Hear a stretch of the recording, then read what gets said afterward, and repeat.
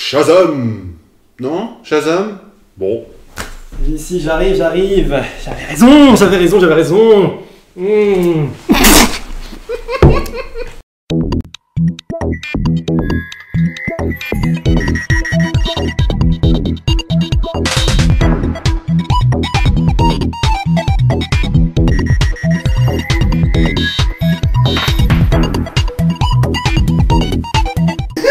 Mais gros, mais qu'est-ce que tu fous là? Est-ce que tu fais la critique avec nous? Meilleur point de l'histoire, mon gars. Shazam, il est là. Tu fais la critique avec nous ou pas? Non, je vais me coucher. Bon. Non, je peux pas, ce gars. Salut à tous. Pour dire qu'il est nul. Salut à tous, c'est Pixey en compagnie de Fabien et de Louis. Voilà. Qui a pas aimé le film. Bonsoir à tous. Ce soir, on a vu en avant-première le film Shazam, le dernier DC Comics en liste. Voilà. Après Aquaman, qui était sorti il y a peu de temps, finalement. Des attentes quand même pour ma part, pas mal. Voilà, franchement, DC Comics, comme je vous l'avais dit, c'est un univers, je pense, sur le cinéma, sur lequel il fallait laisser un peu de temps, un petit peu de patience, un petit peu d'indulgence. Et pour ma part, je trouve que j'ai eu assez raison. Film donc réalisé par David F. Sandberg, qui a pas réalisé grand-chose. Annabelle 2, que j'aime pas du tout. Dans le noir en tant que scénariste, un truc comme ça. Réalisateur, ouais. Metteur, ouais, enfin pas sur Dans le noir apparemment. Donc pareil, un petit peu comme Aquaman finalement, on prend. C'est marrant, mais même Captain Marvel, hein, on donne pas mal de chance au nouveau réal, jeune réal. C'était pareil pour Ryan Coogler, hein, c'était un peu ses débuts pour Black Panther. Ça lui a réussi parce que le film était. C'est des bonnes idées, c'est bien pour commencer, c'est très très bien. Mais la plupart des films récents, j'ai l'impression qu'on l'industrie en fait donne sa chance à pas mal de. Et là sur DC, vois-tu, c'est ce que j'allais dire, on a des réalisateurs un petit peu d'horreur, tu vois, c'était un peu aussi le cas avec comment il s'appelle, le réalisateur de Conjuring, tout ça qui était sur Aquaman, là, je me rappelle plus de son blaze, mais voilà. Je sais plus. Enfin voilà, on voit de qui on parle. Et donc voilà, c'est lui. On retrouve donc Zachary Levi qui campe le rôle de Shazam et de Billy Batson, et Mark Strong pour jouer le méchant de ce film. Le méchant. Comment s'appelle-t-il d'ailleurs? C'est vrai que c'est pas dit dans le film, je crois, hein, le nom du super vilain. Mark Strong. Alors c'est pas Black Adam, hein, parce que moi je connais très mal l'univers. Non, c'est pas Black Adam, et c'est dommage. On va en reparler. C'est le Dr Thaddeus Bodog Sivana. Thaddeus. Sivana, oui, c'est D'accord. ça, Sivana. L'alcool est à consommer avec modération. Est-ce que tu veux démarrer? Eh bien, Ouais. pourquoi pas du coup, Shazam. Shazam. Eh bah, écoutez, c'était... on l'a vu du coup avec Louis, donc qui lui malheureusement est un peu comme dans ma situation. Voilà, il a pas du tout aimé. Ce soir, il y a battle. Il a trouvé ça littéralement à chier, là où je... Non, déconne pas. Non. Louis, t'as trouvé ça à chier? Non, Louis n'a pas trouvé ça à chier, Non, mais mais était il a vraisemblablement très déçu. Louis n'a plus... Non, c'était pas ouf. C'était pas ouf. C'était Voilà. pas ouf, mais c'était pas nul à chier. Non. C'était à chier. Bon, c'était à chier, d'accord. C'était à ok. chier, voilà. Avec un petit peu d'exagération de sa part, je pense. Donc bon, Shazam, c'est un peu particulier parce qu'on est dans dans une période de l'année où mine de rien, on a Avengers qui arrive, qui va être évidemment la grosse claque de 2019, et on avait donc Shazam, qui est donc malheureusement le seul DC qui arrive après Aquaman, et qui a un petit peu cette confrontation avec Captain Marvel, Ce qui est tout à fait normal. qui voilà, outre le côté, parce que Shazam, il y a son ancien nom qui était Captain Marvel, mais aussi par rapport aux dates de sortie, etc. Oui, mais c'est la digne concurrence, ça après c'est toujours un peu comme ça. Hein. C'est souvent comme ça. Et moi, rapidement, en fait, Captain Marvel, bon, on avait tourné la critique et on t'a pas pu la publier, mais c'est pas grave. Captain Marvel, j'avais trouvé ça un petit peu décevant, j'avais énormément d'attentes. C'était très moyen moins. Ouais. Et très moyen moins, même si j'ai hâte de le revoir, parce que je pense qu'avec le recul, il y a peut-être moyen de l'apprécier en le rebattant. Alors que Shazam, j'en attendais rien, parce que de base, le personnage, je le connais que à travers les jeux vidéo, genre Injustice. J'en attendais pas grand-chose de la part du DCU, où la qualité fait comme ça, fait littéralement les montagnes russes. On a eu désolé, Suicide Squad qui était au ras des pâquerettes, Batman vs Superman que j'ai trouvé incroyable, Aquaman qui était... très bien, j'étais assez surpris. Aquaman qui était vachement bien. Et là, Shazam, c'est un film qui est très naïf, très innocent, très léger. Mais c'est très bien ce que tu dis, Fabien. Et c'est exactement ça. Laisse-moi finir. Ah non, mais je te laisse finir, mais c'est exact. Moi, j'allais dire la même chose. Mais c'est dans le plus. Et avec une réalisation qui, avec beaucoup, avec des longueurs, parce que mine de rien, en fait, le film a un humour quand même assez je dirais un peu millennials. Un peu très récurrent. Ouais. Un peu millennials en fait au niveau de l'humour. Oui, carrément. Ouais. Mais c'est pas mauvais non plus ça. Enfin, non, mais du coup, moi j'ai eu vraiment du mal à rentrer dans le film. Finalement, je suis même pas rentré dans le film au final. Je trouve que le héros manque de ce quelque chose qui justement que Captain Marvel a, elle, c'est cette prestance, cette badassitude que n'a pas le personnage. Et voilà, le film a des longueurs. Au niveau de la réalisation, je trouve que le film a quand même une petite patte qui justement manque à Captain Marvel. Oui. Il a une patte, il a quelque chose qu'on reconnaît, qui le caractérise, c'est ça. Mais voilà, le film a des longueurs. La plupart du casting, à part le personnage principal, Mark Strong vite fait, est assez oubliable. Les gamins sont bien. Les gamins, ouais, enfin ils sont pas chiants, mais ils sont oubliables. Et finalement, voilà, on a après un film que j'ai même pas forcément envie de revoir. Là, ça fait 1h30 qu'on est sorti de la séance. J'ai l'impression d'avoir déjà oublié la moitié du film. Il y a eu 2-3 petites surprises ici et là que j'ai trouvé ça sympa, vite fait, hein, vraiment vite fait. Mais voilà, un film très moyen. C'est pour moi, je sais pas pour toi, mais en tout cas pour moi, c'est un petit retour perdant, pas un gros retour perdant, mais un petit retour perdant. Ouais. Et voilà, et même Mark Strong, qui est l'un de mes acteurs préférés, je le trouve, ma foi, pas bien dirigé dans ce film. D'accord. Dans ce film Shazam. Très bien.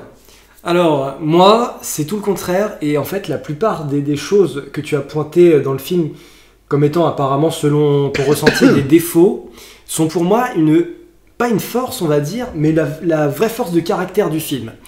Alors, Shazam, c'est un film d'adolescent. C'est le plus teen movie de tous les films de super-héros. Et ce qui est assez couillu et intéressant à la fois, c'est que ça joue énormément avec DC, énormément avec Marvel, sur des concepts, des procédés, et que, tout comme Aquaman, mais le film te dit, mais je m'en bats les couilles, frère. Je fais ce que je veux, je tape où je veux, je me permets. Il se permet d'aller dans une direction que certains suivront, certains dont moi ne suivront pas. Et moi c'est cette, tu vois, c'est cette irrévérence que j'apprécie tout à fait dans le style et dans la façon de faire, parce que je vais vous dire un peu, je vais pas non plus être contre Fabien à 100%. Oui, le film ne plaira pas à tout le monde. Oui, vous n'allez pas tous rentrer dedans. Il n'est pas parfait. Il y a du défaut. Mais c'est pas la même bouillasse que la plupart des Marvel dans ce moment. C'est pas le truc plantage total de DC Comics de la période 2013 à 2016. C'est pas des trucs timides ou gentillets. C'est quelque chose qu'on assume assez bien, qu'on remplit pour ma part franchement pas mal. Alors le jeu d'acteur, moi je suis un petit peu plus content que toi quand même sur ce sujet. Mark Strong, il fait du Mark Strong, mais un méchant britannique, ça fonctionne toujours aussi bien. Et l'introduction du personnage, qui est le premier qu'on découvre dans le film, avec la première scène au début, est assez impactante. C'est un film qui a un sujet de famille assez poussé. C'est le thème principal même du... Ouais, et c'est le rouge du film en fait. C'est pas seulement en fait des enjeux secondaires avec la famille, les petites amies, les trucs qu'on retrouve assez souvent, par exemple sur Spider-Man, par exemple, sur Batman aussi, avec le côté orphelin. Ici, la famille est vraiment au cœur des enjeux, participe à l'action, participe à l'effort d'équipe, à la cohésion. On a vraiment cette bande de gamins, frères et sœurs adoptifs, qui sont super attachants, qui deviennent beaucoup plus que ce que tu peux penser au début du film. Et ça, c'était un bon point du film, je trouve. On a ça, et ce que j'aime beaucoup aussi, ça j'en ai parlé, c'est que on a l'air de rien un petit côté, forcément un peu Doctor Strange en début de film, un tout petit peu, qui s'en détache très rapidement après par la suite, mais ça parle quand même un peu de sorciers, de magie, d'univers un peu de monstres qu'on protège par la force de la magie, des pouvoirs, etc. Donc là aussi, on creuse encore un peu plus l'aspect un peu mythologique. En fait. Des thématiques en fait qu'on retrouve beaucoup chez DC Comics, mais qu'on n'a pas tant retrouvé dans les films qu'on a vu pour l'instant dans le DCU. En fait. Et on a tout ce que Spider-Man Homecoming, selon moi, a raté dans l'aspect teen movie. À savoir des personnages attachants, des personnages naïfs et innocents comme tu l'as dit, mais de façon vachement plus sincère, qui se découvrent eux-mêmes. Mais ici on a vraiment cet aspect de l'adolescent qui devient super-héros malgré lui, sans en être un. C'est un anti-héros, mais Shazam est un anti-héros total, jusqu'à la dernière minute du film où voilà, ça commence. C'est un putain d'anti-héros irresponsable, nul, magouilleur, crapuleux, enfin tout ce que tu... Non mais c'est intéressant. Pour moi, c'est voilà. Et il y a vraiment quelque chose qui fait que je ne retrouve pas ce cinéma d'action super-héros avec autant de choix et d'intelligence partout. Voilà. On va développer maintenant après, parce que c'est vrai qu'après, plus on va développer, plus on va peut-être effectivement donner un peu raison à Fabien sur certains points. Alors, par quoi veux-tu qu'on commence, Fabien? Sur le scénario, peut-être, sans trop en spoiler? Par hasard? Scénar, est-ce qu'il y a vraiment besoin? Bref. En fait, moi je dirais que c'est un scénar assez simple. Et j'avoue que s'il m'avait filé un peu plus de backstory dans le film, j'aurais pas dit non. Ouais. Notamment au niveau de l'origine du sorcier, des super pouvoirs qu'il va acquérir. Après, la ville de Philadelphie, tout ça, dans l'enjeu, dans l'histoire, la présentation de l'univers, par rapport à tout cet univers un peu scolaire, comme on l'avait dit, qui est mieux retranscrit que dans Homecoming, je trouve, il y a quand même un sujet et une application que je trouve pas dégueu, moi. Qu'est-ce que t'en penses? Forcément, on a ce schéma assez classique du collège avec, on a cette petite famille de gamins. Et on a le gamin un peu chétif, voilà, qui arrive pas à se faire de copains, qui va un petit peu mytho à droite à gauche pour se faire un peu connaître, pour essayer d'avoir des amis. Le geek, c'est ça. On a les brutes épaisses qui vont le faire chier, etc., etc. C'est ce genre de thématique scolaire, c'est revu, c'est classique, c'est et extrêmement revu. Moi, en tout cas, c'est pas ce que je retiens du film, hein, clairement. C'est classique, mais c'est très secondaire aussi. Là où dans Homecoming, c'était principal, tu vois, ça me faisait chier, ça. Toutes ces intrigues à l'école où tu te dis, mais il est où Spider-Man? J'ai envie de voir Spider-Man, et non. Que là, t'as du Shazam à côté qui, d'un coup, te dit, bon, on n'est plus à l'école, les gars. Ouais. C'est fini. Et c'est ça que je préférais, perso. Moi, je sais pas si t'as d'autres arguments contre ou pour le film. Non, mais côté scénario, non, c'est assez classique, hein, ça reste une origin story d'un personnage qui découvre ses pouvoirs, comme tu l'as dit, malgré lui, qui ne souhaite pas les utiliser, et qui, au fur et à mesure... mais qui les utilise très mal. Ouais. Au tout début, il veut pas, et puis ensuite, il les utilise, mais mal, puisque voilà, sans forcément spoiler, c'est pas des éléments de spoil de ouf, mais en fait, il les utilise pour faire des selfies, pour faire des démonstrations de force, pour récolter de l'argent. Et l'un des membres de sa famille lui dit clairement que c'est pas le rôle d'un super-héros de faire ça, et qu'il devrait plutôt s'inspirer de Superman, par exemple. On parlera du fanservice après, hein, parce que voilà, on peut décoller sur ça. Mais... Je peux comprendre que ce soit intempestif, c'est assez vrai. Alors voilà. Par contre, tu avais parlé de longueur. Je suis assez d'accord. J'ai trouvé, moi, personnellement, je pense que c'est à partir de la moitié du film que tu as senti ça. Ouais, carrément. Un petit peu, moi aussi, mais je trouve qu'on a vite recalibré, pas avec beaucoup d'énergie, certes. C'est pas un film qui déborde d'énergie, mais il est dynamique. Je trouve qu'on a pas mal recalibré le tir pour qu'on s'ennuie pas trop non plus. On s'ennuie, pas trop. Il y a un moment de relâchement. En fait, si tu veux, jusqu'à la moitié du film, j'étais en mode, est-ce que le film, je rentre dedans, je rentre pas, je rentre dedans, je rentre pas. Finalement, la moitié du film, je me suis calibré que j'allais pas réussir à rentrer dans le film. Et finalement, sur les 2 dernières scènes d'action majeures finales, dont la dernière on parlera pas, mais en gros les dernières scènes d'action, ça se passe dans Philadelphie, de nuit, etc. Ça se fout des coups de poing. Ça se fout un coup de poing, le mec il tombe par terre, il se relève, il fait une tête badass, il se retape, il tombe par terre, il refait une tête badass, et ça enchaîne ce petit schéma de combat à l'infini, en fait. Par exemple, Mark Strong, et ça a été pour moi une petite déception, c'est qu'en fait, en dehors du fait qu'il soit méchant, c'est un méchant, il a un œil bleu, il a un regard vilain, c'est un méchant, en dehors de ça, il a aucune autre motivation. C'est bien, il n'a pas de motivation, il a cette frustration et cette envie d'être plus fort que les autres par rapport à la scène d'introduction que je te dis. C'est pour ça aussi que c'est peut-être un méchant plus terre à terre, plus proche du réel, parce qu'il a une folie, ça se voit aussi à la fin. C'est un méchant donc fou, opprimé, déstabilisé par une enfance plus que compliquée. Forcément, tu te dis que ce genre de méchant-là n'a pas un raisonnement fondé, d'où le manque de motivation. Donc ça aussi, c'est un défaut sans en être un, attention. Moi, je l'analyse comme ça. Le film a suffisamment d'éléments pour prouver que ce méchant est finalement un être maléfique, lui aussi, malgré lui. On est vraiment dans le malgré lui. Mais en dehors de ça, voilà, le fait, il fait du méchant, et en dehors de ça, est-ce que tu as d'autres thématiques, est-ce que tu as d'autres idées, etc. Non. Et c'est en ça que, donc on parlait de Black Adam, on n'en a pas parlé, hein. Mais Black Adam, du coup, était peut-être prévu pour les films ou pas, avec Dwayne Johnson, qui aurait pu l'interpréter. Black Adam aurait été 100 fois plus intéressant que Mark Strong. Sans doute. Pour ceux qui connaissent pas Black Adam, c'est un petit peu les sortes de Némésis de Shazam, en fait, qui a reçu à peu près les mêmes pouvoirs. C'est un peu le Venom de Superman. Ils ont l'idée, ça va forcément venir.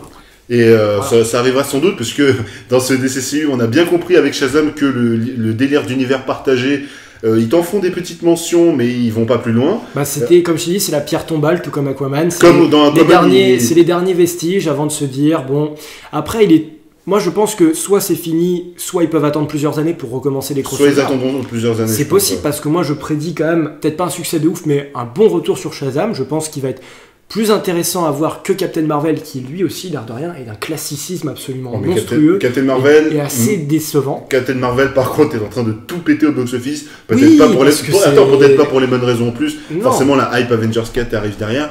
Mais le truc, c'est que voilà, ce que je parlais de l'univers partagé, c'est que Aquaman, on te fait tu as battu Steppenwolf, le film d'avant? Ouais, bon, on passe à la suite. Et voilà, ils veulent t'enterrer le truc, quoi. Pareil dans ce film-là. C'est normal, Fabien. Qu'est-ce que tu veux Oui, faire non, mais je veux bien, tu vois. Il faut enterrer les créatifs d'avant pour essayer de passer à autre chose. Mais ça fait chier parce que du coup, ce délire d'univers partagé n'est plus si fondé, en fait. Ah, on t'en fait des... Mais ça, tu peux pas en vouloir, parce que tu m'avais dit un peu la même chose sur Suicide Squad et sur Aquaman. Je trouve qu'on peut pas non plus rabâcher ce défaut à chaque fois, parce que c'est pas la faute d'un film en particulier, c'est la faute d'un univers. Mais c'est la faute de son univers, bien sûr. Comme je l'ai dit, ouais, mais voilà, on peut pas le rabâcher à chaque fois comme un argument sans pitié. Ouais, mais quand le film te met le doigt dessus à chaque fois, et on te met 1 milliard de références à Batman, même à Aquaman un petit peu plus tard, et surtout à Batman et Superman. Il y a le Batarang, il a un t-shirt Batman, il a un t-shirt Aquaman, enfin... Au bout d'un moment, les gars, c'est bon. Soit vous assumez d'être dans un univers partagé, soit vous faites le film avec Shazam et vous vous concentrez sur Shazam et ses personnages. Oui, mais on peut très bien aussi avoir cette notion d'univers partagé tout en ne faisant pas encore rencontrer Batman. Il faut savoir que Batman et Superman sont sur le point d'être recastés, je pense, c'est sûr. Donc on peut pas encore se permettre de mélanger autant qu'on veut. Donc en attendant, on a fait beaucoup de fanservice intempestif, mais on pouvait pas faire mieux.